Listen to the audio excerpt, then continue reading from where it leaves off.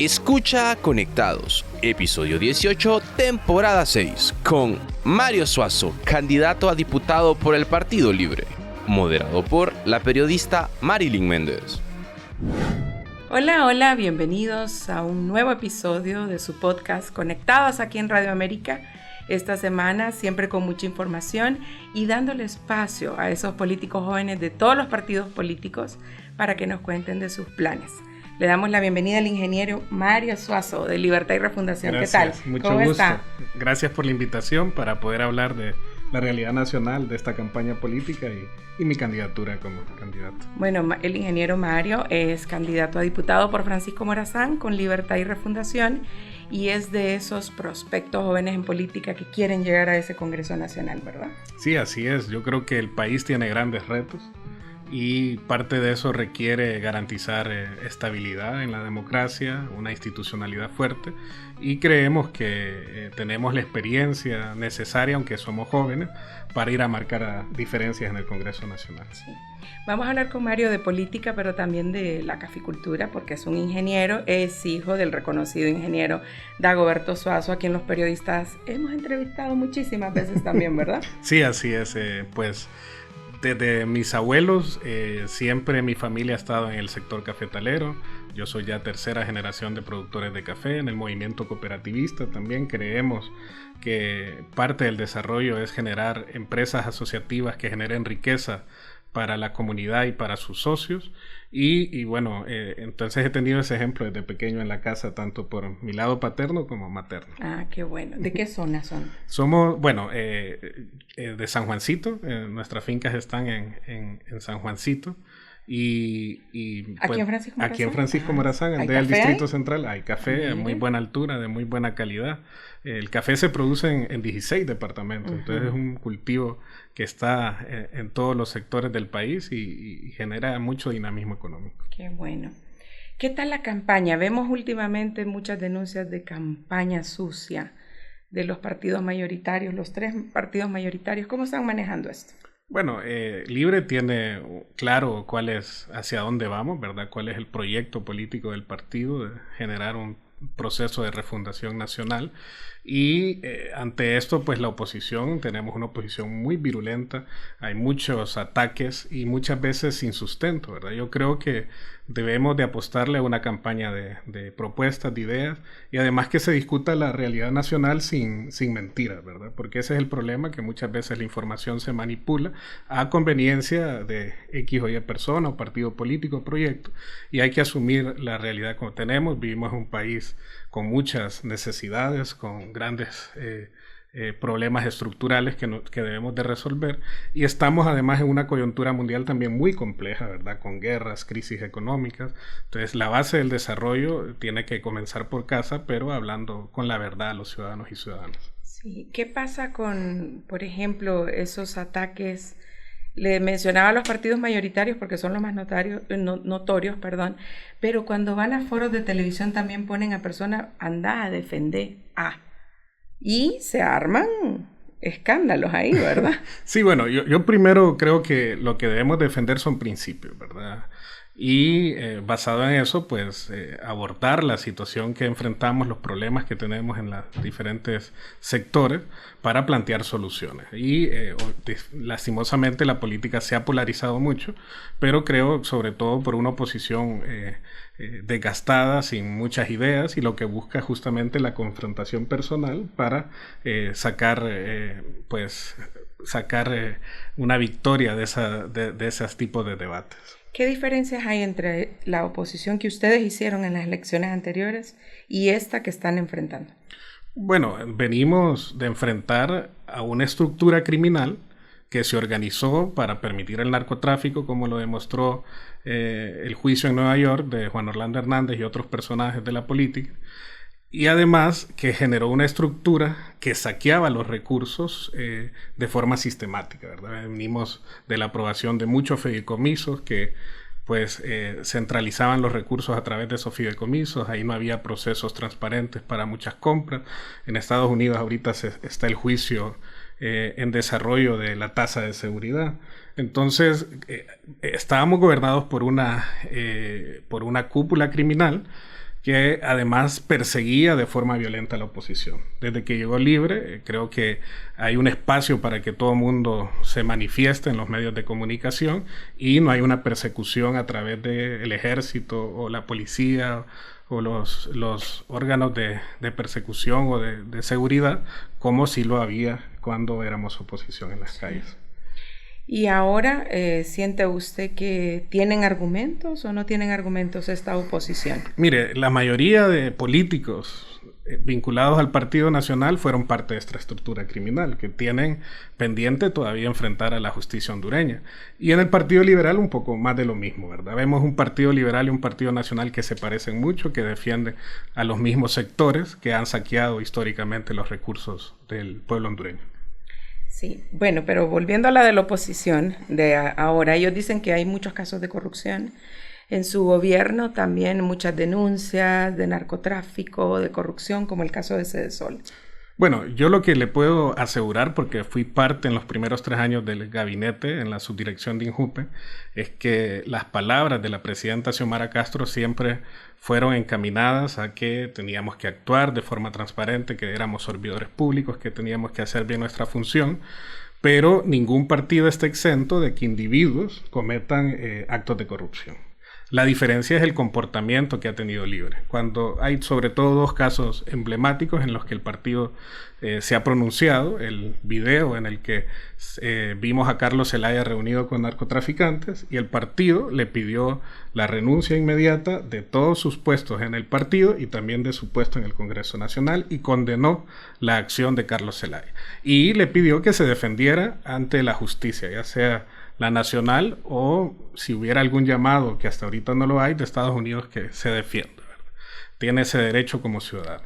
Y el segundo caso, el de Cedesol, que todos escuchamos una conversación, una llamada telefónica entre José Carlos Cardona, el exministro, y una diputada de Copán. Lo mismo, el partido se reunió de urgencia y tomó la determinación de separar de sus cargos a Isis Cuellar del partido y pedirle que renunciara para que también se defendiera. Y se destituyó inmediatamente al ministro José Carlos Cardona. Entonces nosotros no tapamos la corrupción, es un problema sistémico del país y mientras no hay una justicia fuerte que realmente lleve todos estos casos que se denuncian de corrupción, pues habrá personas que quieran aprovecharse de las debilidades de nuestro sistema. Y Libre no está exento tampoco. Libre no está exento, pero por eso abogamos por un sistema de justicia fuerte. Creo que es todavía una tarea pendiente, que se depure la Corte Suprema de Justicia, que se depure el Ministerio Público y que tenga las condiciones estructurales para perseguir la corrupción, no importa de qué gobierno y no importa de qué persona. Y yo creo que todos los funcionarios públicos o los que hemos desempeñado una función pública tenemos que tener la capacidad de rendir cuentas. Sí. Sobre las promesas que hicieron en campaña hace 4 años aproximadamente, ¿cree que les va a afectar las que no se pudieron cumplir o hay una justificación del por qué no se cumplieron? Bueno, yo creo que los principios que planteamos en el plan de gobierno de la presidenta Xiomara Castro, el gobierno ha luchado por defenderlos, por ejecutar esas promesas de campaña. Hay elementos que desde fuera del gobierno no entendíamos. Por ejemplo, el peaje.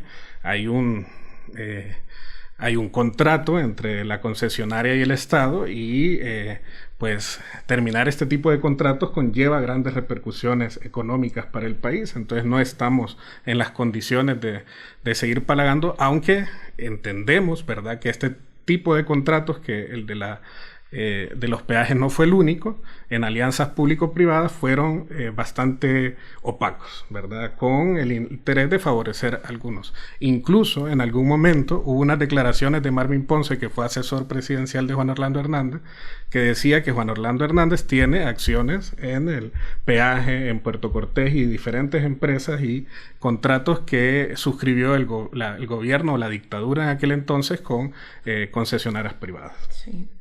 ¿Qué otros, por ejemplo, el de la Sisi? creo que... Bueno, el de la CICI yo creo que se ha visto el esfuerzo del gobierno. La ONU pidió algunas reformas en el Congreso Nacional y las bancadas de oposición se han opuesto a estas reformas que darían las condiciones para que venga la CICI, ¿verdad? Entonces hay que entender también qué labores desempeña el Ejecutivo y qué labores desempeña el Poder Legislativo, donde Libre no tiene mayoría. Sí, ya vamos a hablar del Congreso porque es su aspiración llegar a ese Congreso tan convulso también, ¿verdad? Pero, ¿qué le hace a usted como miembro de Libertad y Refundación y también candidato a diputado? ¿Con qué se presenta? ¿Cuáles son los mayores logros de este gobierno para usted? Ok, bueno, una inversión en infraestructura sin precedentes en todos los rincones del país. Por ejemplo, aquí en Francisco Morazán, una carretera que llevaba de La Venta a Reitoca, que había estado por años abandonada, hoy está pavimentada, cambiando la vida de muchas personas. A la eliminación de esa corrupción institucionalizada, ¿verdad? Eliminando los fideicomisos.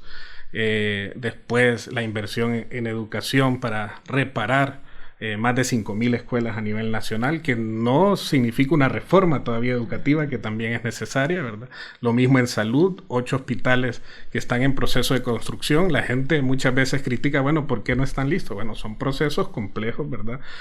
El diseño, la licitación de un hospital que realmente tenga las condiciones y que sea una inversión a largo plazo, que dure 50, 100 años, ¿verdad? Entonces no es fácil, pero ya se están construyendo esos hospitales, entonces ves una dinámica diferente, ¿verdad? Aparte, toda la visión de descentralización que tiene la presidenta apoyando las alcaldías con diferentes programas como lo de Caminos Productivos, que nos permite también mayor inversión pública a través de las alcaldías sin importar de qué color político está en manos de esa alcaldía, ¿verdad? Entonces son reformas estructurales que permiten sentar las bases para el desarrollo. Igual la recuperación del ENE, que va a ser difícil, pero se ha visto la inversión de este gobierno, se están recuperando los estudios para las represas en el norte también, que van a evitar inundaciones, van a generar energía. Entonces creo que en general es un buen gobierno que deja tareas pendientes, porque las transformaciones que necesita el país, ningún gobierno en 4 años va a pasar de un país empobrecido por la corrupción a un país con derechos para todos y todas. Sí, aquí tuvimos de invitado al ministro de Educación, Daniel Esponda, y nos habló del sistema educativo. No es de 4 años los proyectos ahí.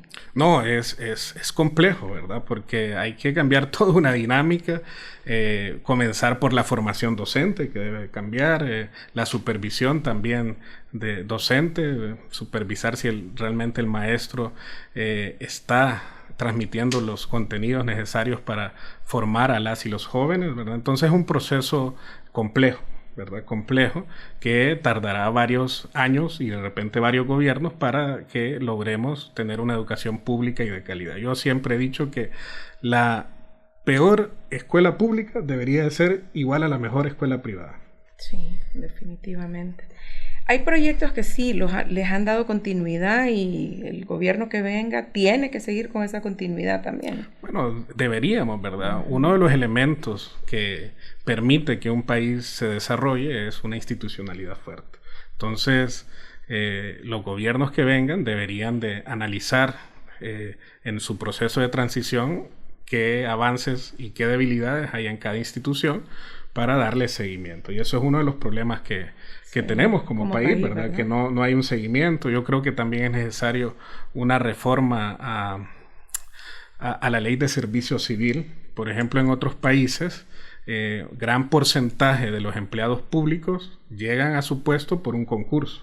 Entonces eso garantiza tener las competencias necesarias y después los ministros, directores tienen un porcentaje de plazas para su gente de confianza que siempre es necesaria para administrar una institución. Sí, han tenido bastantes problemas con servicio civil, ¿verdad? Con la cantidad de empleados de otros partidos y todo eso. Claro, porque no se siguen estos procesos. Hay muchos empleados públicos que no tienen las competencias para los cargos que desempeñan.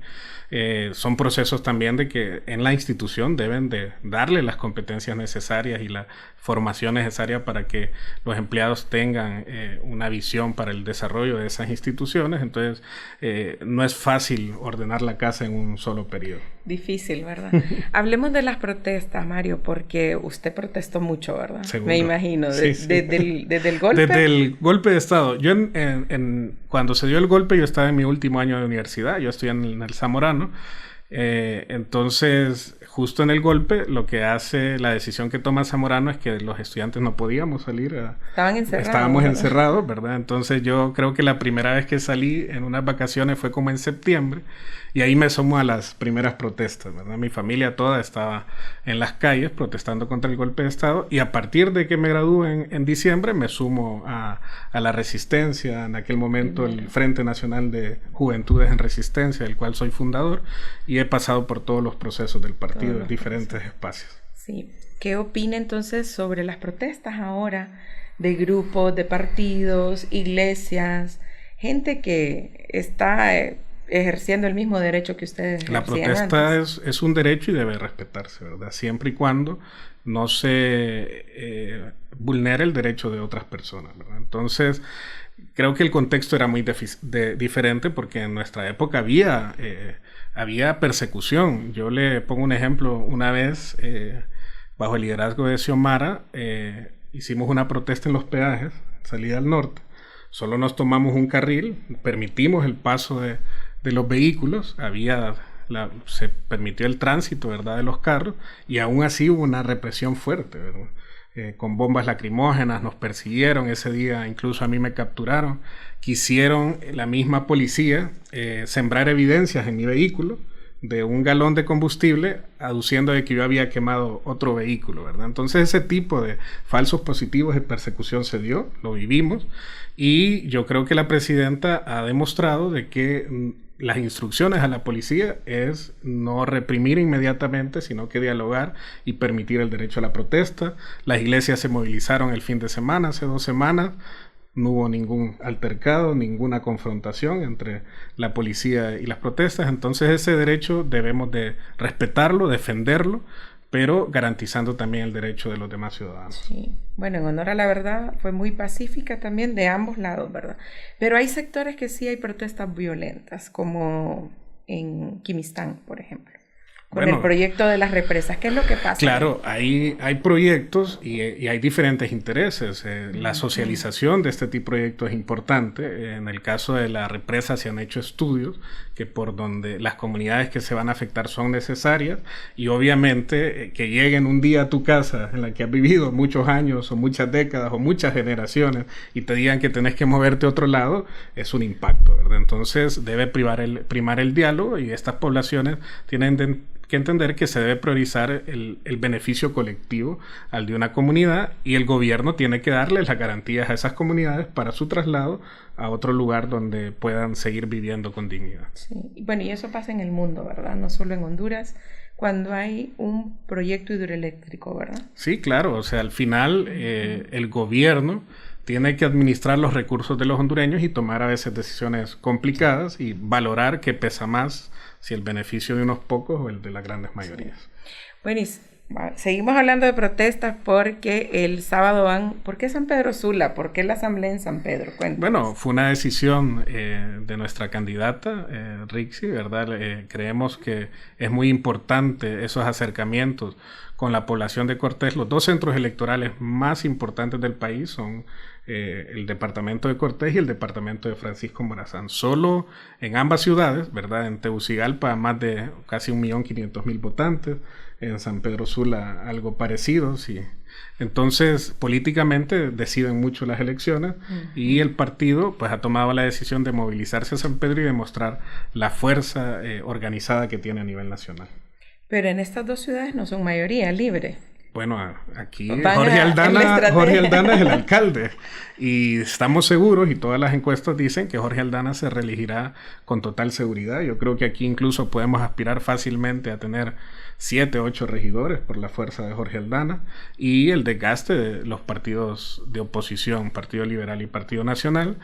Y en San Pedro no tenemos un alcalde, ¿verdad? Entonces, sí, aunque nosotros ayudamos a llegar a Contreras, ¿verdad? Sí, era de una alianza con ustedes, una alianza, ¿verdad?, con nosotros. El vicealcalde de Libre, ¿verdad? Así es, el vicealcalde, parte de los regidores, aunque ya siendo alcalde no respetó ciertos acuerdos, pero bueno, él está en su derecho de actuar como cree conveniente, y nosotros creemos que Libre es una alternativa real con Padilla Sunseri para rescatar esa alcaldía y poner esos recursos a disposición de los sanpedranos. Puede ser estrategia entonces recuperar la alcaldía de San Pedro, y por eso la asamblea es ya... fundamental, así sí, es. ¿verdad? ¿Van a movilizar gente de todo el país? Sí, los colectivos de todos los departamentos nos vamos a movilizar, los candidatos vamos a estar ahí acompañando a la próxima presidenta de Honduras, y esperamos que sea una gran fiesta, ¿verdad? Esto no es una confrontación contra ningún partido, tenemos el derecho, como les discutíamos antes, a movilizarnos, a expresar nuestro apoyo al partido, a nuestra candidata, y espero que sea una fiesta el 30 de agosto. Sí. ¿Qué decirle a los miembros de su partido que tratan de intimidar un poco a la población con los colectivos? Bueno, yo creo que ese es un discurso más de la prensa, ¿verdad? Obviamente habrá alguna u otra persona de Libre que haga declaraciones un poco incendiarias, pero los hechos hablan más que las palabras, y Libre siempre ha promovido una protesta pacífica, ¿verdad? Nunca hemos llamado a las armas, a la violencia. El coordinador general siempre ha sido muy claro que cualquier acción de los colectivos de Libre es pacífica, y obviamente les da miedo un partido cuando habla de 30,000 colectivos. No son 30,000 colectivos en armas, son 30,000 colectivos de ciudadanos y ciudadanas pacíficos que apoyan a Libertad y Refundación. Que están organizados a nivel nacional. Que estamos organizados y que vienen de un proceso de 15 años. O sea, Libre, aunque es un partido joven, llevamos desde el golpe de Estado 15 años en procesos de organización en cada colonia, aldea a nivel nacional. Sí. Volviendo a Tegucigalpa, porque también el departamento de Francisco Morazán es por el que usted está participando. Hay muchas mejoras aquí, pero hay quejas también de los proyectos inconclusos. Totalmente, pero hay que entender las condiciones en que se heredan los gobiernos, no como un pretexto, porque al final, al llegar al cargo, tenés que plantear soluciones y no resguardarte en los pretextos, ¿verdad? Pero son realidades. La alcaldía de Tegucigalpa está sobreendeudada, ¿verdad? La dejaron endeudada 20 años de gobiernos nacionalistas, con obras como el Trans, ¿verdad?, que endeudó a la alcaldía y nunca dio un servicio a los ciudadanos, ¿verdad? Entonces, Jorge Aldana en este momento está en un proceso de diálogo con la banca privada para renegociar esa deuda a más largo plazo y que haya más recursos, pero la alcaldía se ha enfocado en diferentes problemas que tiene. Por ejemplo, a muchas zonas que eran inundables se ha hecho inversiones fuertes. La recuperación del centro histórico, que hemos visto también cómo poco a poco se ha invertido para recuperar esa joya que tenemos en Tegucigalpa, ¿verdad? El centro histórico. Siempre hay proyectos de infraestructura que además en los próximos meses se van a inaugurar en Mateo, el puente del Boulevard Juan Pablo II, y la inversión en la gente, ¿verdad? Comunidades que muchas veces, elementos que no se ven, por ejemplo, la pañalera municipal. A toda madre que tiene su hijo en Tegucigalpa se le entrega una pañalera municipal con elementos básicos para las primeras semanas de los bebés, ¿verdad? Entonces hay una inversión social también muy importante que tiene un impacto en las familias capitalinas. Entonces, inversiones también en las represas, en proyectos de agua en diferentes barrios y colonias que cambian la vida de ciudadanos. Entonces, creo que hay que apostarle a la continuidad de Jorge Aldana, y en el segundo periodo seguramente tendrá más condiciones, mejor manejado la deuda que tiene la alcaldía para poder invertir mucho más. Sí, ¿cree usted que es interesante o un buen proyecto ser alcalde de una ciudad tan endeudada como usted menciona? Bueno, porque él fue regidor en la alcaldía anterior. Sí, claro. Lo que pasa es que Aldana era un regidor que no tenía mayor incidencia. En el primer periodo de Papi a la Orden solo habían 2 regidores de oposición. Uno era Jorge Aldana y otro era Osman Aguilar. Entonces tenía totalmente mayoría, y en el segundo gobierno municipal, donde también fue regidor, siempre contaba con más de la mitad de los votos. Entonces, pero aunque votaran en contra, votaran en contra, no se podía hacer mayor cosa. El país tiene una gran deuda, no solo la alcaldía del Distrito Central, y es uno de los problemas con los que debemos de convivir. Pero la gente tiene que entender que Honduras tiene mucha riqueza y genera mucha riqueza todos los años. Hay que administrarla bien para que esa riqueza y esos impuestos que pagamos a los gobiernos, tanto municipales como el gobierno central, se traduzcan en desarrollo para todos y todas. Sí. Sin importar el partido, ¿verdad? Sin importar el partido. Sí, los que pagamos impuestos somos... O sea, tenemos como ciudadanos tenemos el deber de pagar impuestos y el derecho de que esos impuestos se conviertan en soluciones a los problemas que tenemos. Sí. A veces pareciera que se gobierna solo para Libre en algunas ciudades. Por eso le decía yo, sin importar los partidos, porque todos pagamos impuestos. Bueno, yo creo que la política del partido desde sus cabezas, desde la presidenta Xiomara Castro, ha demostrado que le apuesta al desarrollo de las comunidades sin importar el color político, ¿verdad? Lo mismo Jorge Aldana ha integrado y ha generado soluciones para la población sin importarle si es libre, nacionalista o liberal o de otro partido. Sí. Muy bien, ya casi para ir finalizando, ingeniero, ese congreso, ¿qué le dan ganas a usted de ser diputado? Porque hemos tenido uno de los congresos más convulsos de toda la historia. Sí, ellos mismos lo dicen. Yo creo que desde el golpe de Estado tenemos congresos complejos, muy problemáticos, con muy poca productividad. Hay muy poco debate de altura también, donde se debatan los verdaderos problemas. La oposición hace más una oposición y una crítica sin sentido, ¿verdad? Personalizada. Y eso lo ha sufrido el pueblo hondureño porque no se apoyan grandes proyectos que son necesarios, como el proyecto de justicia tributaria. Pero yo creo que también la población ha ido aprendiendo, ¿verdad? Que seguir votando por los mismos candidatos y candidatas no va a generar soluciones. Entonces hay una oportunidad. En Libre hay mucha gente nueva que está participando en las planillas. En Francisco Morazán es una planilla bastante joven, con muy buenas caras, gente profesional, y abogamos además por el voto partidario, que lo llamamos en plancha, ¿verdad? Porque eso nos va a permitir tener una mayoría. Esperamos por lo menos 65 diputados para que eso pueda generar proyectos en beneficio de las mayorías. Sí. Cuando le digo yo convulso es por la manera en cómo se eligió esta junta directiva. Esperamos, bueno, como hondureños, que no vuelva a ocurrir, ¿verdad? Que puedan ser electos, puedan tomar posesión, como claro, se ha hecho siempre, ¿verdad? Sí, yo creo que lo que pasa es que la oligarquía, al ver que había perdido el Ejecutivo, quiso apropiarse del poder legislativo, y la bancada de oposición, con los traidores del Partido Libertad y Refundación, generaron una mala estrategia, violaron los procedimientos, se salieron del Congreso y nos dejaron a nosotros elegir una junta directiva, ¿verdad?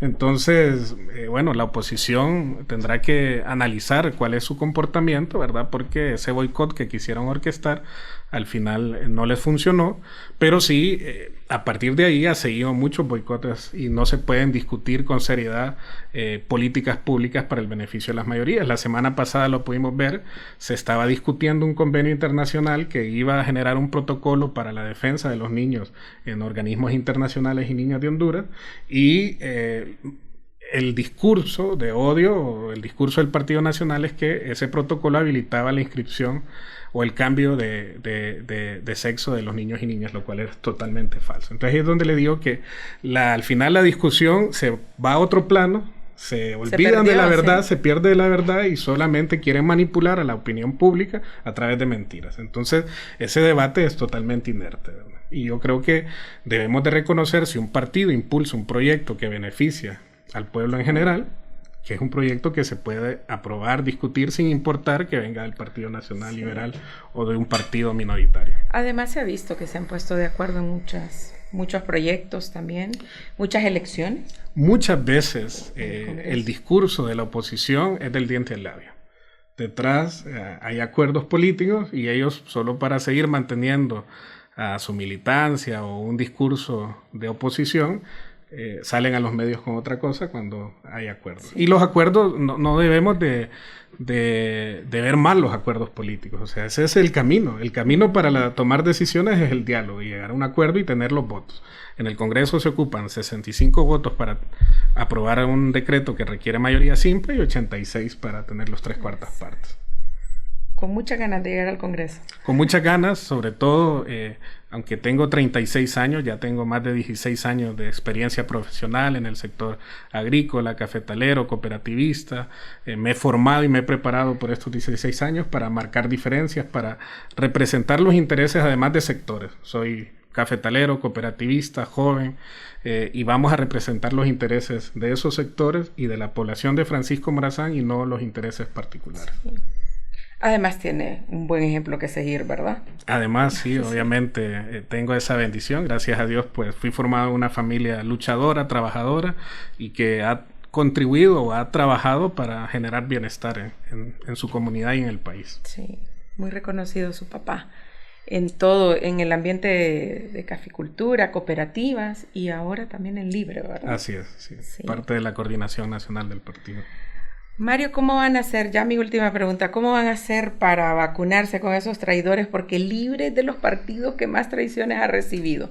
Sí, bueno, lo que pasa es que el dinero llama a muchos, ¿verdad? Entonces, usted y la población analice, por ejemplo, en esta campaña, quiénes son los políticos que más gastan en su campaña política, que salen en todos los medios, que pautan en todos los medios, y pregúntense si un diputado en 4 años tal vez recibe de salario 4 o 5 millones, ¿cómo es que gastan 10, 15, 20 millones en una campaña política? Entonces, por ahí, obviamente, cuando hay intereses individuales y ya monetarios de grupos de poder que compran a los diputados, se suceden esas traiciones. Entonces, no es fácil tener candidatos que se resistan a esas tentaciones y que defiendan realmente los intereses de la mayoría. Sí. Bueno, y ahora con la planilla que van, ¿se reúnen los diputados? Sí, todos los fines de semana y durante la semana tenemos actividades de visitas en los territorios y en los municipios y coordinamos. El coordinador de Francisco Morazán es Gustavo González y estamos haciendo un trabajo unidos, organizados y con el objetivo de ser el partido más fuerte del departamento. Sí. ¿Qué casilla va? 37. 37. ¿Y dentro del partido en cuál quedó? Es la posición 14. 14, ¿verdad? Sí. Bueno, a ver si vamos a elecciones, Mario. Vamos a elecciones, sí. Van a ser transparentes, van a ser democráticas, Libre garantiza eso. Así que a todos a votar y a elegir a los candidatos de su preferencia, ¿verdad? Yo creo realmente que Libre es el único partido con un programa político, con una dirección clara para el beneficio de las grandes mayorías. ¿Cuáles son las mejores cualidades de su candidata? Bueno, es una mujer capaz y profesional, incorruptible y dura contra la corrupción. Seria, ¿verdad? Seria, pero seria en el buen sentido, porque muchas veces dicen que Rixi, la abogada Rixi pero ya en el trato personal es una mujer abierta, que se puede dialogar con una claridad de los problemas estructurales que tiene el país y estamos seguros que bajo su mandato continuará y se generará todavía mucho más inversión para solventar los problemas estructurales. La generación de empleo es fundamental en el próximo gobierno. Tenemos que invertir en el agro, tenemos que invertir en la pequeña y mediana empresa y Rixi Moncada representa esa claridad para generar desarrollo sostenible y para las grandes mayorías, no para pequeños grupos. Uno cuando analiza el crecimiento económico del país ve que está concentrado en grupos como los bancos y realmente ese recurso no llega a la población en general. Entonces tenemos que esa riqueza que sea más democrática y que llegue a todos y todas. ¿Cree que han trabajado bien con la empresa privada en estos 4 años? Sí, y hay muchos empresarios que hablan muy bien del gobierno. Lo que pasa es que también hay empresarios que sus riquezas las han construido con el saqueo de los fondos públicos. Entonces con ese tipo de empresarios no pactamos. No hay pacto posible con Libre. Pero el sector privado, yo represento un sector privado importantísimo, el sector cafetalero, es fundamental para el desarrollo del país. Pero ¿qué pasa? El sector cafetalero, por ejemplo, el 95% de los productores son pequeños productores. Entonces, ¿cuál es la voz realmente? ¿La de 100 grandes productores que hay en el país? ¿O la voz de esos 95% de pequeños productores que debemos de escuchar? Y es lo mismo con la empresa privada. El COEP es vocero de las grandes empresas, no del pequeño empresario, no de la MIPYME. Entonces, esas voces de esos pequeños grupos que son muy importantes, que generan trabajo, que generan empleo, que generan riqueza, van a ser escuchadas con el gobierno de Libre. Mucho trabajo por hacer, ¿verdad? Definitivamente. Sí. Gracias por la visita, ingeniero. No, muchas gracias a usted. Amable. Hemos conversado con el ingeniero Suazo, candidato a diputado por el Partido Libertad y Refundación aquí en Francisco Morazán. Les recuerdo que estamos disponibles en todas las plataformas de podcast como Radio América HN. Mi nombre es Marilyn Méndez. Hasta pronto. Encuéntranos como Podcast Radio América HN en Spotify, Deezer, Apple Podcast, YouTube Podcast y en nuestra página web www.radioamerica.hn.